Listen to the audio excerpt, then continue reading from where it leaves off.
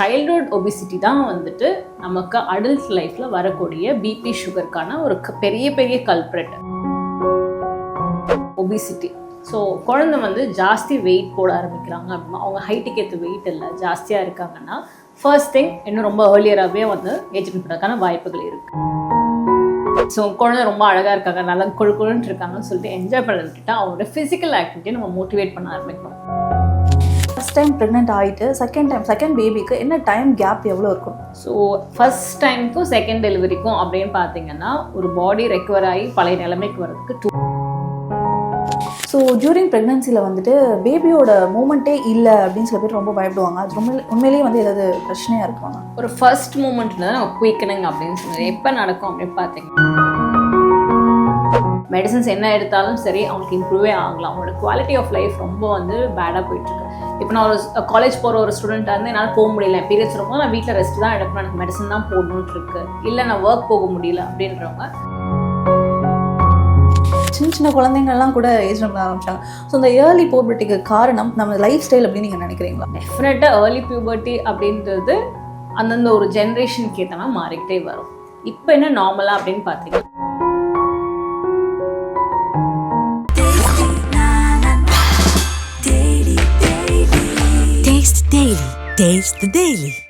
ஆச்சி கொழுக்கட்டை மாவு வந்தாச்சு. ஆச்சி கொழுக்கட்டை மாவிற்கு கொழுக்கட்டை அச்சை கேட்டு வாங்குங்கள். Meenakshi college of nursing Mangadu and Arulmigu Meenakshi college of nursing Kanchipuram. Health talkies நேயர்களுக்கு வணக்கம். இன்னைக்கு நம்ம கூட இணைச்சிருக்கவங்க கைனகாலஜிஸ்ட் டாக்டர் நந்தினி ஏழுமலை அவர்கள். ஹலோ மேம், எப்படி இருக்கீங்க? நல்லா இருக்கேன், நீங்கள்? நானும் நல்லா இருக்கேன். ஸோ இப்போ பார்த்துக்கிட்டிங்கன்னா யாரை பார்த்தாலுமே எனக்கு ஹார்மோன் பிரச்சனை இருக்குது, எனக்கு பிசிஓடி பிசிஓஎஸ் இருக்குது அப்படின்னு எல்லாருமே, இரகுலர் பீரியட்ஸ் இருக்குது அப்படின்னு எல்லாருமே சொல்கிறாங்க. அதுக்கு காரணம் என்ன மேம்? ஃபஸ்ட்டு வந்து நம்ம லைஃப் ஸ்டைல் தான். யாரும் வந்து டைமுக்கு நம்ம தூங்குறது கிடையாது, குறைவான ஒரு தூக்கம். நெக்ஸ்ட்டு நம்மளுடைய சாப்பிட்ற சாப்பாடுகள் ஹெல்த்தியான ஃபுட்டான்னு கேட்டால் கம்மி தான். இன்றைக்கி நம்ம ஃபாஸ்ட் ஃபுட் கல்ச்சருக்கு மாறியாச்சு. நெக்ஸ்ட்டு வந்து ஸ்ட்ரெஸ்ஸுன்ற ஒரு விஷயம். ஸோ இந்த 3 விஷயம் வந்து டெஃபினட்டாக நம்மளுடைய பீரியட்ஸை, ஒரு விமனுக்கு வந்துட்டு பீரியட்ஸை வந்து டிஸ்டர்ப் பண்ணும். ஸோ இதனால தான் வந்துட்டு அவங்களுக்கு ஒரு 30 days ஒன்ஸ் வர பீரியட்ஸ் வந்துட்டு ஒரு லாங்கர் பீரியடாக போகிறப்போ 40 days 45 days மந்த்ஸ் எல்லாம் 2-3 months ஒன்ஸ் பீரியட்ஸ் வர ஆரம்பிக்கும். இல்லை அவங்க ஃபேமிலி ஹிஸ்ட்ரியில் வந்துட்டு அவங்க அம்மாவுக்கு யாருக்காவது பீரியட்ஸ் இர்ரெகுலர் இருந்தால் பிசிஓஎஸ் இருக்குது அப்படின்னா இவங்களுக்கும் இந்த லைஃப் ஸ்டைல் ஒரு பிரச்சனை வரும்போது வரும். இந்த பிசிஓஎஸ்னால் பாலிசிஸ்டிக் ஓவேரியன் டிசீஸ் அப்படின்னு சொல்லுவீங்க, சிண்ட்ரோம் சொல்லுங்க. இது வந்து டிசீஸ் கிடையாது. நம்மளுடைய நார்மல் வெயிட், நமக்கு ஒரு ஹைட் இருப்பீங்க, அந்த ஹைட்டுக்கு ஏற்ற வெயிட்டை வந்துட்டு பிஎம்ஐன்னு ஒரு கால்குலேட் பண்ண போகிறீங்க. அந்த பிஎம்ஐயில் வந்து நீங்கள் 15-25 கிலோ இருக்கீங்க அப்படின்னா நார்மல் வெயிட்டு, அப்போ எந்த ப்ராப்ளமும் வராது. அவங்களுக்கு இருக்கக்கூடிய வெயிட், எனக்கு ஒரு 50 கிலோ தான் என்னுடைய ஹைட்டுக்கு நான் இருக்கணும் அப்படின்னா அதுலேருந்து நான் ஒரு 55 கிலோ போடுறேன் அப்படின்னும் போது டெஃபினட்டாக இந்த பிசிஓஸ் ஃப்ளேரப் ஆக ஆரம்பிக்கும். ஸோ வெயிட் கெயின் வந்து இங்கே வந்து ரொம்ப ரொம்ப முக்கியமான ஒரு விஷயம். ஸோ எப்போல்லாம் உங்களுக்கு வந்துட்டு ஸ்ட்ரெஸ் அதிகமாகுதோ இல்லை வெயிட் ஜாஸ்தி ஆகுதோ அப்படின்னும் போது பிசிஓஸ் ஃப்ளேரப் ஆகும். அப்போ இர்ரெகுலாரிட்டி ஃபேஸ் பண்ணுவாங்க. ஆனால் என்ன அப்படின்னாக்கா, யங்ஸ்டரோ இல்லை ஒரு ப்ரெக்னென்சி பிளான் பண்ணுறவங்களா இருந்தாலும் சரி, வெயிட்டை குறைங்கனாக்கா டாக்டர் நான் ஜிம் போகிறேன், சாப்பிட்றேன், இது பண்ண குறையலாம், எல்லாமே வந்து ஷார்ட் டேர்மில் ஒரு எஃபெக்ட் எதிர்பார்ப்பாங்க. ஸோ நான் வந்து இந்த கிராஷ் டயட்ஸ் இதெல்லாம் வேலைக்கே ஆகாது. ஸோ நீங்கள் ஒரு வெயிட் லாஸ் அப்படின்னு பிளான் பண்ணிட்டீங்க அப்படின்னாக்கா ஒரு ப்ராப்பராக ஒரு டயட்டிஷியன் அட்வைஸோட, ஒரு டாக்டரோட அட்வைஸோட you have to take at least 6 months to 1 year time. நீங்கள் உங்கள் ஃபிசிக்கல் ஆக்டிவிட்டி நீங்கள் ஸ்டார்ட் பண்ண ஆரம்பிக்கணும். விகரஸாக ஒர்க் அவுட் பண்ணுறதுமே வேலைக்காகாது.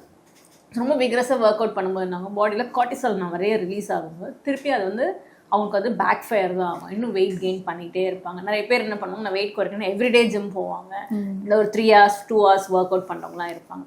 அதெல்லாம் வந்துட்டு ரொம்ப ரொம்ப தப்பு. ப்ராப்பர் கைடன்ஸோட சஸ்டெயினாக கன்சிஸ்டண்ட்டாக டிசிப்ளினாக பண்ணாங்கன்னா ஃபஸ்ட்டு பாடியில் கூட இன்ச் லாஸ் வர ஆரம்பிக்கும், அதுக்கப்புறம் ஃபேட் குறைய ஆரம்பிக்கும், அதுக்கப்புறம் தான் வேயிங் மிஷினில் கிலோ கணக்கில் குறைய ஆரம்பிப்பாங்க. எல்லாரும் பண்ணுற ஒரு தப்புன்னு பார்த்தீங்கன்னா போய் வேயிங் மிஷின் பார்ப்பாங்க, எனக்கு வெயிட் குறைஞ்சிச்சான்ட்டு. அது பண்ணவே கூடாது.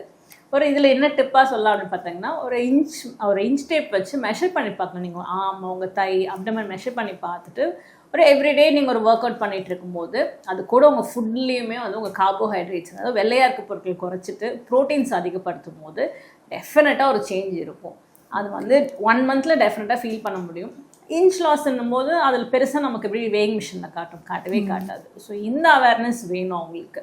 என்ன பண்ணுவாங்கன்னா, கூட இருக்கவங்க யாராவது ஒருத்தவங்க ஒரு டயட் ஃபாலோ பண்ணியிருப்பாங்க, ஒரு வெயிட் லூஸ் பண்ணியிருப்பாங்க, அதே டயட் இவங்க போவாங்க. எல்லாருக்கும் எல்லாமே அப்ளிகபிள் ஆகாது. So each one's plate is a different plate. அவங்கவுங்களுக்கு ஏற்ற மாதிரி கஸ்டமைஸ் பண்ணி ஃபுட் பேட்டர்ன் ஆகட்டும், அவங்களுடைய லைஃப் ஸ்டைலுக்கு ஏற்ற மாதிரி ஒரு எக்ஸசைஸ் பேட்டர்ன் பண்ண ஆரம்பிக்கணும்.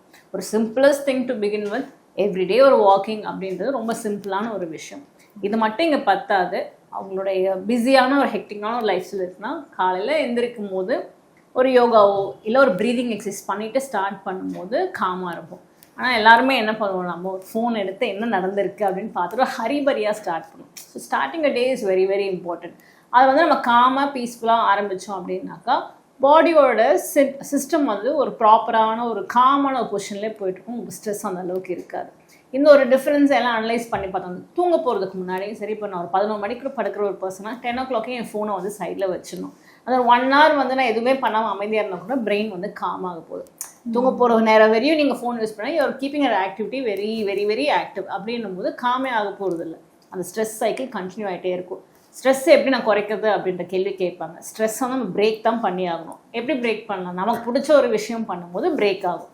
ஸோ நமக்கான கேர் அப்படின்ற ஒரு விஷயம் பண்ண ஆரம்பிக்கணும். ஸோ நமக்கு ஒரு ஹாபி எதாவது இருந்துச்சுன்னா அதை ரீஸ்டார்ட் பண்ண ஆரம்பிக்கணும். சாப்பிட்றதும் வந்து நல்ல விஷயம் தான், வெளில போய் சாப்பிட்றதா, நான் டிஸ்கரேஜ்லாம் பண்ண மாட்டேன். வாட் யூ ஈட்டுன்றதை அவேராக இருக்கணும். போர்ஷன் கண்ட்ரோல் வரணும். எல்லாத்தையும் கட் பண்ணுங்க, ஓரமாக ஒதுக்கி வச்சுட்டு இப்படி பச்சை காய்கறி சாப்பிடுங்கன்றதை நாங்கள் யாருமே சொல்ல மாட்டோம். போர்ஷன் கண்ட்ரோல், செல்ஃப் கான்ஷியஸ்னஸ் வந்துட்டாலே வந்துட்டு ஒரு ஹெல்த்தியான ஒரு லைஃப் ஸ்டைல் வச்சுக்க முடியும். ஸோ இந்த பீரியட்ஸ் மூட் ஸ்விங்ஸ்க்கு அப்போ கிரேவிங்ஸ் அப்படின்ற பேரில் வந்து எல்லாமே சாப்பிட்றாங்க, என்ன வேணால் சாப்பிடுவேன் அப்படின்னு சொல்லி சாப்பிட்றாங்க. அது கரெக்டாக? பீரியட்ஸ்க்கு முன்னாடி வந்துட்டு ஒரு 10 to 12 டேஸ்க்கு முன்னாடி வந்து ஒரு கிரேவிங்ஸ் வரும். இது வந்து ப்ரீமென்ஸ்ட்ரல் சிண்ட்ரோம், PMSing அப்படின்னு சொல்லுவோம். இது ஹார்மோனல் டிஸ்டர்பன்ஸ்னால மூட் ஸ்விங்ஸ் இருக்கலாம். இது என்ன பண்ணலாம் பார்த்தீங்கன்னா, டெஃபினட்டாக பிடிச்ச விஷயங்கள் சாப்பிட்லாம் டு கீப் இஸ் ஹாப்பி. அது வந்து அன்ஹெல்தின்னு நான் சொல்ல மாட்டேன். அவங்க என்ன ஃபோக்கஸ் பண்ணலாம்னா, ஃபுட்டில் வந்து ஒரு வைட்டமின் இ நிறைய இருக்க மாதிரி பார்த்துக்கணும், மெக்னீஷியம் நிறைய இருக்க மாதிரி பார்த்துக்கணும், ஒமேகா 3 ஃபேட்டி ஆசிட்ஸ் இதெல்லாம் உடம்புல வந்துட்டு ப்ராப்பராக நம்ம ஸ்டோர் பண்ண ஆரம்பித்தோம் அப்படின்னாக்கா இன்ஃப்ளமேஷன் அந்த அளவுக்கு இருக்க போகிறதில்ல. இந்த டிஸ்டர்பன்ஸ் கம்மியாக ஆரம்பிக்கும்.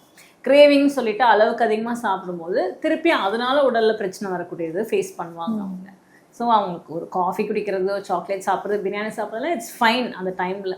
ஆனால் ரொம்ப ரிப்பீட்டடாக அவங்களுக்கு ஒரு பிரெஸ்ட் பெயின் இருக்குது, ரொம்ப அவங்களுடைய பேசவே முடியல யார்கிட்டையும், எனக்கு ரொம்ப கோவம் வருது, என்னால் கண்ட்ரோலே பண்ணல, எமோஷனலாக பிரேக் டவுன் ஆகுறேன் அப்படின்னு சொன்னாங்கன்னா இந்த PMS வந்து கட்டாயம் அட்ரஸ் பண்ணணும் அவங்க. So it is treatable. இது வந்து ஒரு நார்மலான ஒரு விஷயம்னு விடவே தேவையில்லை. இப்போ டாக்டர் போய் பார்த்தீங்கன்னா உங்களுக்கு தேவையான சப்ளிமெண்ட்ஸு வேறு என்ன பண்ணலாம் அப்படின்ற ஒரு விஷயம் நம்ம எஜுகேட் பண்ணி அனுப்ப முடியும். இன்னொரு வந்து வெளியே சொல்ல முடியாத விஷயம்னா இன்டிமேட் இஷ்யூ வந்து நிறைய பெண்களுக்கு இருக்குது.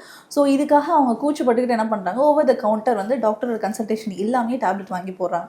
ஸோ அது கரெக்டாக? டெஃபினட்டாக இன்றைக்கி வந்து ஒரு இன்டிமேட் டைமில் வந்து அன்ப்ரொடெக்டாக செக்ஸ் வச்சுட்டாங்கன்னா ஓவர் த கவுண்டர் ட்ரக் யாருமே சேல் பண்ணுறது கிடையாது. So it is completely banned தான். அது வேணால் ஒத்துக்கவே மாட்டேன். ஸோ வந்து மற்ற மெடிக்கேஷன்ஸும் அவங்களுக்கு ஈஸியாக கிடைக்கலாம். மேபி இந்த பீரியட்ஸ் இர்ரெகுலராக இருக்குது, இல்லாட்டி எனக்கு தள்ளி போகணும், நான் கோயிலுக்கு போகிறேன் அப்படின்னு மெடிசன் வந்து ட்ரக் ஸ்டோர்லேருந்து வாங்குவாங்க. இப்போயுமே எல்லாம் ப்ரிஸ்கிரிப்ஷன் பேஸ்ட் கொடுக்க ஆரம்பிச்சாச்சு. என்ன விஷயமா இருந்தாலும் சரி, இப்போ வந்துட்டு அவங்க வந்து அன்ப்ரொடெக்டடாக ஒரு செக்ஸ் இருந்திருக்கு, கன்சீவ் ஆகக்கூடாதுன்னா டாக்டர் போய் பார்த்தாக்கா வித்தின் ஒரு 72 மணி நேரம் 72 ஹவர்ஸ்க்குள்ளே போனாக்கா நம்மளால் மெடிசன்ஸ் கொடுக்க முடியும் ப்ரெக்னென்ட் ஆகாமல் இருக்கிறதுக்கு. நெக்ஸ்ட் பீரியட்ஸ் மிஸ் பண்ணிட்டாங்கனாலும் ப்ரெக்னென்சி கன்ஃபார்ம் பண்ணிவிட்டு என்னென்னு போய் பார்க்கணும். எதையுமே வந்துட்டு இவங்க சொன்னாங்க அவங்க சொன்னாங்கன்ட்டு ஒரு மெடிக்கல் ஹெல்ப் இல்லாமல் மெடிசன் சாப்பிட்டாக்கா அதுக்கான சைட் எஃபெக்ட் காம்ப்ளிகேஷன் ஜாஸ்தியாக இருக்கும். இன்கேஸ் இப்போ கர்ப்பப்பையில் ப்ரெக்னென்சி இல்லாமல் டியூப்ல இருந்து அவங்க மெடிசன்ஸ் எடுத்துக்கிட்டாங்கனாக்கா அந்த டியூப் வெடிச்சிருச்சு அப்படின்னாக்கா ஒரு எமர்ஜென்சியாக சர்ஜரி பண்ணுற மாதிரி இருக்கும். ஸோ ஒரு கைடன்ஸோடு போகும்போது அவங்களுக்கும் லைஃப் ஹெல்த்தியாக இருக்கும். இந்த பிரச்சனையை அட்ரஸ் பண்ண முடியும். ஃபியூச்சரிஸ்டிக்காக அவங்க ஃபர்டிலிட்டியை நம்மளால் ப்ரிசர்வ் பண்ண முடியும். ஸோ இப்போலாம் வந்து ஸ்பெர்ம் வந்து ஃப்ரீஸ் பண்ண ஸ்டார்ட் பண்ணிட்டாங்க. இதனால வந்து நம்ம பின்னாடி அந்த ஸ்பெர்ம் திருப்பியும் எடுத்து ரீயூஸ் பண்ணும்போது எது ப்ராப்ளம் வரதுக்கு வாய்ப்பு இருக்காங்க? டெஃபினட்டாக கிடையாது. ஸ்பெர்ம் ஃப்ரீசிங் வந்து சேஃபான ஒரு ஆப்ஷன் தான். யாருக்கு இந்த மோஸ்ட் ஆஃப் டைம்ஸ் அட்வைஸ் பண்ணோம்னா அந்த கப்பலால் ஃப்ரீக்வெண்ட்டாக ட்ராவல் பண்ண முடியல, அந்த ஹஸ்பண்ட் ரொம்ப ட்ராவல் பண்ணிட்டு இருக்காங்க, ஒர்க் பிஸி நிறைய இருக்கும்போது ஸ்டோர் பண்ண சொல்லுவோம். அதே போல் வந்துட்டு அவங்களுக்கு ப்ரெக்னென்சி வந்து கொஞ்சம் ஹெல்த் கண்டிஷனாக டிலே பண்ண போகிறோம் அப்படின்னாலும் ஸ்டோர் பண்ணி வைக்க சொல்லுவோம். இப்போ எப்படி எக் ஃப்ரீசிங் சொல்கிற மாதிரி ஸ்பெர்ம் ஃப்ரீசிங் ரெண்டுமே வந்து ஒரு நார்மலான ஒரு விஷயம் தான்.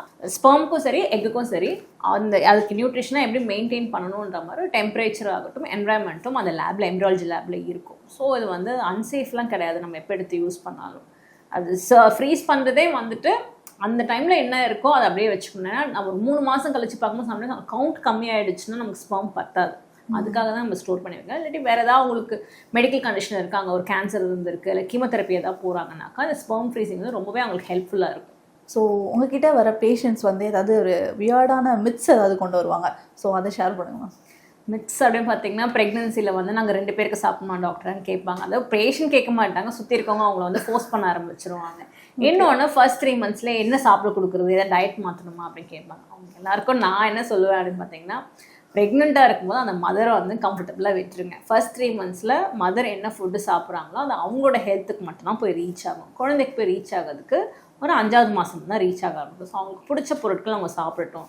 ஏன்னா ப்ரெக்னென்சிலே வந்துட்டு அவங்களுக்கு ஹைப்பர் எமசிஸ்னு ஒரு கண்டிஷன் இருக்கும். அதாவது ரிப்பீட்டடாக வாமிட் எடுப்பாங்க, ஒரு மாதிரி நாசியாவாக இருக்கும் அந்த ப்ரெக்னென்சி ஹார்மோனால. ஸோ இன்றைக்கி வந்து எனக்கு ஆப்பிள் சாப்பிட பிடிச்சிருக்கும், நாளைக்கு வந்து எனக்கு வந்து மாதுளம்பழம் தான் சாப்பிட பிடிக்கும், எல்லா நாளும் நான் ஆப்பிளே சாப்பிடுவேன் அப்படின்னு கிடையாது. அதே போல் ஃபுட்டுலேயும் அப்படி தான். ஸோ ஈச் டே அவங்களுக்கு ஒரு விதமான கிரேவிங் இருக்கும், ஒரு ஃபுட்டு பிடிக்கும், ஒரு ஸ்மெல் பிடிக்காது. ஸோ அந்த மாதிரி இருக்கும்போது ஃபர்ஸ்ட் 3 monthsல அவங்க பெருசாக சாப்பிடாட்டாலும் பரவாயில்லன்னு சொல்லிட்டு ஓரளவுக்கு அவங்க ஹெல்த்தியாக ஃபுட் எடுத்துக்கிறாங்களான்றது ஃபேமிலி கான்சென்ட்ரேட் பண்ணுவாங்க. ஃபோர்ஸ்ஃபுல் ஃபீடிங் அங்கே கொடுக்கக்கூடாது. ஒரு வெயிட் லாஸ் நிறைய பேர் எக்ஸ்பீரியன்ஸ் பண்ணுவாங்க ஃபர்ஸ்ட் 3 monthsல. அதுக்கப்புறம் வெயிட் கெயின் வந்து அலாமிங்கான ஒரு விஷயம் கிடையாது. நெக்ஸ்ட்டு அந்த செகண்ட் டைம்ஸ் 3rd times வந்து அளவுக்கு அதிகமாக சாப்பாடு சாப்பிடணுன்றது கிடையவே கிடையாது. இப்போ நார்மலாக ஒரு விமன் இருக்காங்கன்னா 2500 கிலோ கேலரிஸ் எடுத்துக்கோங்க ஃபுட் அப்படின்னு சொல்லுவோம். ஒரு ப்ரெக்னென்ட் ஆகிட்டாங்கன்னா ஒரு 350 கிலோ கேலரிஸ் தான் நம்ம இன்க்ரீஸ் பண்ண போகிறோம். அதுவே ஒரு ட்வின்ஸ் அப்படின்னாக்கா ஒரு இன்னும் கொஞ்சம் 400 கிலோ கேலரிஸ் இன்க்ரீஸ் பண்ணுங்கன்னு சொல்லுவோம். ஸோ 2 பேருக்குலாம் அவங்க சாப்பிடவே தேவையில்லை. சாப்பிட்றது ஹெல்த்தியாக குழந்தைக்கு போய் ரீச் ஆகிற மாதிரி, அம்மாவுக்கு ரீச் ஆகிற மாதிரி ப்ரோட்டீன்ஸ் நிறைய எடுத்துக்கணும், க்ரீன் வெஜிடபிள்ஸ் நிறைய எடுத்துக்கணும் அப்படின்னு சொல்லுவோம். வெறும் இந்த சாதம், இந்த வெள்ளை பொருட்கள் அப்படின்றது வந்துட்டு வெயிட் கெயின் கொடுக்கும், சுகர் வர வைக்கும். இதுதான் வந்து நான் சொல்லணும்னு நினைக்கிற ஒரு விஷயம். ஸோ ஒருத்தவங்க ப்ரெக்னெண்ட்டாக இருக்காங்க அப்படின்னாக்கா ப்ரெக்னென்சிக்குனால ஒரு வெயிட் இருந்திருப்பாங்க, ப்ரெக்னென்ட் ஆனதுக்கப்புறம் ஒரு வெயிட் கெயின் இருக்கும். So through out the pregnancy அந்த மதருக்கு வந்துட்டு ஒரு 8 கிலோலேருந்து ஒரு 12 கிலோ வரையும் கெயின் பண்ணியிருப்பாங்க. ஸோ ஒரு 20 வாரம் தாண்டிட்டாங்க அப்படின்னாக்கா நம்ம என்ன சொல்லலாம், 28 வாரத்துலேருந்தே வந்துட்டு வாரத்துக்கு ஒரு 1/2 கிலோ அவங்க கெயின் பண்ணுவாங்க. ஸோ 1 monthல வந்து ஒரு 2 kgs தான் ஒரு மதர் வந்து வெயிட் கெயின்ற ஒரு விஷயம் இருக்கணும். அதுக்கு மேலே அவங்க வெயிட் கெயின் பண்ணாங்க அப்படின்னாக்கா ப்ரெக்னென்சியில் அவங்களுக்கு வந்து பிபி வரதுக்கான வாய்ப்புகள் ஜாஸ்தியாகும், சுகர் வரதுக்கான வாய்ப்புகள் ஜாஸ்தியாக இருக்கும். இந்த அவேர்னஸ் எல்லாருக்குமே இருக்கணும். ஒரு சிலவங்க என்ன பண்ணுவாங்கன்னா, சாப்பிடவே மாட்டோம், வெயிட் கெயின் ஆகிடுச்சுன்னா டெலிவரிக்கு அப்புறமா எனக்கு குறையாதுன்னு சொல்லுவாங்க. அந்த மாதிரிலாம் எதுவும் கிடையாது. ப்ரெக்னென்சியில் நீங்கள் கெயின் பண்ண வெயிட் வந்து உங்களுக்கு போஸ்ட்மார்ட்டம் பீரியடில் நீங்கள் ஃபீட் பண்ணப்போ தாராளமாக அந்த வெயிட் குறைய ஆரம்பிக்கும். So lactation will help you in losing your wait. உங்களோட ப்ரீ ப்ரெக்னென்சி வெயிட்டுக்கு நீங்கள் வந்துடுவீங்க. ஸோ அது கூட கொஞ்சம் ஒர்க் அவுட்ஸ் பண்ணும்போது தாராளமாக மெயின்டைன் பண்ண முடியும். இந்த அவேர்னஸ் எல்லாருக்குமே இருக்கும். ஓகே, பேட்ஸோ டேம்போன்ஸா? இது வந்து பேஷண்டோட சாய்ஸ் தான். ஒரு பிகினர் ஃப்ரெண்ட்லின்றது பேடு. டேம்பன்ஸ் அப்படின்றது மறந்துடக்கூடாது, 4 hours ஒன்ஸ் மாற்றாங்க. ஆனால் இப்போ எல்லோரும் மென்ஸ்ட்ரல் கப்ஸ்க்கு மாறிட்டாங்க. டேம்பன்ஸ்ன்றது காணாமல் போன ஒரு விஷயமா தான் இருக்குது. ஸோ நீங்கள் என்ன மேம் சஜஸ்ட் பண்ணுவீங்க? பேஷண்ட் சாய்ஸ் தான். என் கம்ஃபர்ட் என்னவோ அதுதான். பேட் எனக்கு கம்ஃபர்டபுளாக பேட் யூஸ் பண்ணிக்கலாம். எனக்கு ட்ராவல் பண்ண ஜாஸ்தி அப்படின்னும் போது டேம்பன்ஸ் யூஸ் பண்ணிக்கலாம். இல்லை மென்ஸ்ட்ரல் கப் எனக்கு கம்ஃபர்டபுளாக மென்ஸ்ட்ரல் கப் யூஸ் பண்ணிக்கலாம். இது ஹெல்தி, இது ஓகே அப்படின்னா இதில் எதுவுமே ஹெல்தின்றது கிடையாது. இப்போ எல்லாமே வந்துட்டு என்வாயன்மெண்ட் ஃப்ரெண்ட்லியாக பயோடிகிரேடபிள் ப்ராடக்ட்ஸ் வந்தாச்சு. ஸோ மக்காத பொருள் ஒன்றும் பெருசாக இருக்க போகிறது இல்லை. ஸோ பேடாக இருந்தாலும் சரி, கப்பாக இருந்தாலும் சரி, டேம்பன்ஸாக இருந்தாலும் சரி. கப்பில் என்ன ஒரு அட்வான்டேஜ் அப்படின்னு பார்த்தீங்கன்னா, எக்கனாமிக்லி அது கொஞ்சம் ஓகே, ஒன் டைம் இன்வெஸ்ட்மெண்ட் மாதிரி. அதுக்கப்புறம் அது வந்து கலெக்ட் தான் பண்ணும் உங்களுக்கு பிளட்டை நீங்கள் கூட்டிகிட்டு போகிறீங்க. இந்த பேட்ஸ், இந்த டேம்பன்ஸ் எல்லாமே நீங்கள் டிஸ்போஸ் பண்ணிங்கன்னா அது பிளட்டை அப்சர்வ் பண்ணும் அப்படின்றது அதுக்கான டிஃப்ரென்ஸு. ஸோ இதில் வந்துட்டு ஹைஜீனிக்கான ப்ராக்டிஸ் வந்து ஒரு 4 hours ஒன்ஸ் அவங்க சேஞ்ச் பண்ணணும், என்ன மெத்தட் ஆஃப் சானிடேஷன் அவங்க யூஸ் பண்ணிக்கிட்டாலும். இன்னொன்று வந்துட்டு அவங்க கம்ஃபர்ட் என்னவோ அதை தான் வந்து ஒருத்தவங்க யூஸ் பண்ணணும். பியர் ப்ரெஷர்னால அவங்க கப் யூஸ் பண்ணாங்க, நான் யூஸ் பண்ணோம் அப்படின்னு கிடையாது. ஸோ அவங்களுக்கு என்ன கம்ஃபர்டபுள் என்னவோ அதை யூஸ் பண்ணாலே போதும். எல்லாமே சேஃபான ஒரு ஆப்ஷன் தான். சி செக்ஷன் ஒரு normal delivery? Normal delivery, C section, இதில் வந்து எங்ககிட்ட மோஸ்ட் ஆஃப் டைம்ஸ் சொல்லலாம், ரெண்டுமே வந்துட்டு சேஃப் அன்சேஃப்லாம் கிடையாது. குழந்தை தலை கீழே இருக்குது, நல்லா ப்ரோக்ரஸ் ஆகிறாங்கன்னா நார்மல் டெலிவரி. நார்மல் நான் சொல்ல மாட்டேன், ஒரு வெஜினல் டெலிவரி ஆகும். ஓகே, அதெல்லாம் அவங்க டெலிவரி டைம் வந்து ரொம்ப லேட் ஆகுது, குழந்தைக்கு வந்து ஹார்ட் பீட் குறையுது அப்படின்ற ஒரு பாயிண்டில் தான் வந்து சி செக்ஷன் தான் போகும். ஸோ மோட் ஆஃப் டெலிவரி வந்து நம்ம யாரும் டிசைட் பண்ணுறது கிடையாது. மதரோட பெல்விஸ், பேபி கண்டிஷனை பொறுத்து டிசைட் ஆகும். ஸோ அதில் வந்து அவுட்கம் என்ன அப்படி சொல்லுவோம் பார்த்தீங்கன்னா, என்ன டெலிவரியாக இருந்தாலும் கவர்மெண்ட் சென்சஸை எடுத்துக்கிட்டாலும் சரி, எங்களையும் கேட்டிங்கனாலும் அவுட்கம் வந்து ஹெல்த்தியாக இருக்காங்க மதர், பேபியும் ஹெல்த்தியாக இருக்காங்க, தாயும் செய்யும் குணம் நல்லா இருக்காங்க அப்படின்னா ஒரு 2nd day 3rd day discharge பண்ணோன்னா அதுதான் வந்து ஒரு ஹெல்த்தியஸ்ட் ப்ரெக்னென்சி. ஸோ யாரை வந்து டெலிவரி ஆகிடுச்சுன்னா என்ன மோட் ஆஃப் டெலிவரி அப்படின்னு ஒரு கொஸ்டின் கேட்டு ப்ரெஷர் போடக்கூடாதுன்றது நான் சொல்லுவேன். எந்த மோடாக இருந்தாலும் இட்ஸ் அ ப்ரெக்னென்சி முடிச்சாச்சு, அவங்க வந்து மதர்ஹுட்டில் என்டர் ஆகிட்டாங்கன்னா அப்ரிஷியேட் தான் நம்ம பண்ணணும். ஏன்னா இந்த ஒரு கொஸ்டின் வந்து ஒரு பெரிய ப்ரெஷராகவே இருக்குது அந்த மதர்ஸ்க்கு. ஐயோ அடுத்தது கேட்பாங்களே அப்படின்னு சொல்லிட்டு. இப்போ என்னதான் நார்மலைஸ் பண்ணிட்டாலும் நம்ம சி செக்ஷனாக இருந்தாலும் சரி, வெஜினல் டெலிவரியாக இருந்தாலும் சரி, அது ஒரு எக்ஸ்ட்ரா ப்ரெஷராக ஃபீல் பண்ணக்கூடாது ஒரு மதர். ஓகே, இன்னொரு விஷயம் நீங்கள் சொன்னது கவனிச்சு மேம், நார்மல் டெலிவரி நான் சொல்ல மாட்டேன். ஸோ அப்போ ரெண்டுமே நார்மல்லே நீங்கள் சொல்கிறீங்களா? டெஃபினட்டாக அம்மாவுக்கு வந்துட்டு அம்மா அதாவது குழந்தை டெலிவரியாக முடிச்சிருக்கப்போ அம்மா வந்துட்டு அவங்க சாப்பாடு சாப்பிடணும், ஹெல்த்தியாக எல்லாருக்கிட்டையும் பேசணும். நெக்ஸ்ட் குழந்தை வந்து அம்மா பக்கத்துல இருந்து தாய்ப்பால் குடிக்கணும். இதுதான் வந்து சேஃபான ஒரு விஷயம் அப்படின்னு சொல்லுவோம். ஸோ இது வந்து குழந்தைக்கு வந்து வரக்கூடிய பாதை பத்தவே இல்லை அப்படின்னாக்கா நம்ம வயிறு வழியாக தான் எடுத்தாங்கன்னா அதான் சி செக்ஷன் அப்படின்னு சொல்ல போகிறோம். பாதை பத்துச்சுன்னா தானாகவே கீழே வர போகிறாங்க, அது வெஜினல் டெலிவரின்னு சொல்ல போகிறோம். ஸோ ரெண்டுமே வந்துட்டு குழந்தை எடுக்கக்கூடிய டெசிஷன் தானே, ஹெல்த்தை பொறுத்து தானே. இதில் எப்படி நான் வந்து ஒரு விஷயம் வந்து நார்மல் ஒன்று அப்நார்மல்னு சொல்லுவேன். ஆனால் இன்னுமே எல்லாமே அந்த நார்மல் தான் சொல்லிட்டு இருக்காங்க. இல்லைங்க, இன்னைக்கு இந்த டேர்மை மாற்றிடலாம். ஓகே, அவங்களுக்கு வந்து வயிறு வழியாக டெலிவரி ஆச்சுன்னா சி செக்ஷன் சொல்ல போகிறோம், கீழ் வழியாக டெலிவரி ஆயிடுச்சுன்னா வெஜினல் டெலிவரி அப்படின்னு தான் நான் சொல்லுவேன். எல்லாரும் மோஸ்ட் ஆஃப் இஸ் நாங்கள் அந்த டேர்முக்கு நாங்கள் வந்துட்டோம். பேஷண்ட்ஸ் இப்போ அப்படி தான் சொல்கிறாங்க, doctor I hate a vaginal delivery அப்படின்னு சொல்கிறவங்க நிறைய பேர் இன்றைக்கி வந்துட்டாங்க ஹாப்பியாக. டாக்டர் எனக்கு சி செக்ஷன் ஆகிடுச்சு அப்படின்னு சொல்லுவாங்க. இதில் எங்கே ஒரு கீ ஃபேக்டராக இருக்கும் அப்படின்னு பார்த்தீங்கன்னா, அந்த ஆன்டினல் கிளாஸஸ் அட்டென்ட் பண்ணும்போது அவங்களுக்கு வந்து நிறைய அவேர்னஸ் இருக்கும். ஸோ என்டியூரன்ஸ், அந்த பெயின் டாலரன்ஸ் அவங்களுக்கு ப்ராப்பராக இருந்துச்சு அப்படின்னுட்டாலே வந்துட்டு அந்த எந்த மோட் ஆஃப் டெலிவரினாலும் அவங்க என்ஜாய் பண்ணுவாங்க. Okay, 20s pregnancy R 30s pregnancy? 20s தான் ஆப்வியஸ்லி. ஏன்னா அவங்க வந்துட்டு யங்காக இருப்பாங்க மதர், அவங்களுக்கு இப்போ கன்சீவ் ஆகிறது ஈஸியாக இருக்கும். பட் கப்பிள் வந்து அவங்களுக்கு ஒரு கோல்ஸ் இருக்கும் இல்லையா, financial goals, family goals. Couple என்னைக்கு ரெடியாக இருக்காங்களோ அன்னைக்கு ப்ரெக்னென்சி பிளான் பண்ணுறது தான் வந்து safe. Irregular periods or painful periods? Irregular பீரியட்ஸே சொல்லலாம். ஓகே, டியூரிங் பீரியட்ஸில் வந்து வாக்கிங் ஆர் வந்து யோகா பெஸ்ட்டா? Yoga will be better. Cloth diaper or disposable? Disposable தான். Breast feeding or formula? Breast feeding தான் வந்து சேஃபான ஆப்ஷன். 6 months வரையும் எக்ஸ்க்ளூசிவ் பிரெஸ்ட் ஃபீடிங் தான் கொடுக்கணும். அம்மாவுக்கு தாய்ப்பால் கம்மியாக வருது, பாப்பாவுக்கு வெயிட் கெயின் இல்லை அப்படின்னா வித் பீடியாட்ரிஷியன் அட்வைஸோட ஃபார்முலா ஃபீட் அந்த இடத்துல என்கரேஜ் பண்ண. அதர்வைஸ் ஆல்வேஸ் பிரெஸ்ட் ஃபீடிங் தான். ஓகே மேம், ஸோ நிறைய இன்ஃபர்மேஷன் வந்து ஷேர் பண்ணிக்கிட்டீங்க, நிறைய பேருக்கு யூஸ்ஃபுல்லாக இருக்கும். Thank you so much. தேங்க்யூ.